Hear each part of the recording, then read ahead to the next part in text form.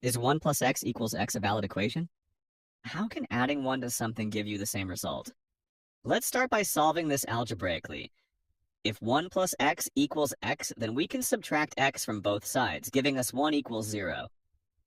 This clearly seems to be a contradiction in standard arithmetic, right? Some might try a clever trick. What if we square both sides? This gives us 1 plus 2. X plus x squared equals x squared. Subtracting x squared from both sides, so eventually we get x equals negative 1/2. What? Is this the solution? But this is actually incorrect. When we plug negative 1/2 back into our original equation, we get, which is 1/2 equals negative 1/2. This is false, confirming that our original equation has no standard solution. What about infinity?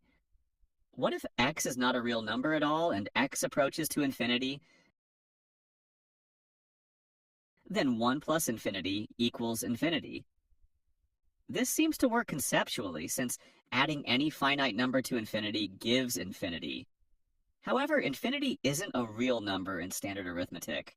So this isn't a formal solution, but rather a conceptual insight. Let's look at this graphically. If we plot y equals x, then we get a straight line like this. If we plot y equals 1 plus x, then we get a line like this. These are two parallel lines with a constant vertical separation of 1. Since parallel lines never intersect, this confirms visually that there's no solution where these equations are equal. Let's summarize what we have seen so far. The equation is inconsistent. The equation has no solution in standard real number arithmetic. Conceptually, infinity might satisfy the equation, but infinity isn't a real number. Graphically, the equation represents two parallel lines that never intersect.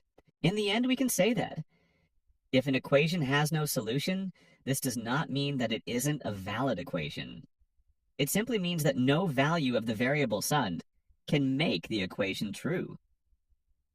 In mathematics, an inconsistent equation still holds meaning because it leads to a contradiction, showing that no solution exists.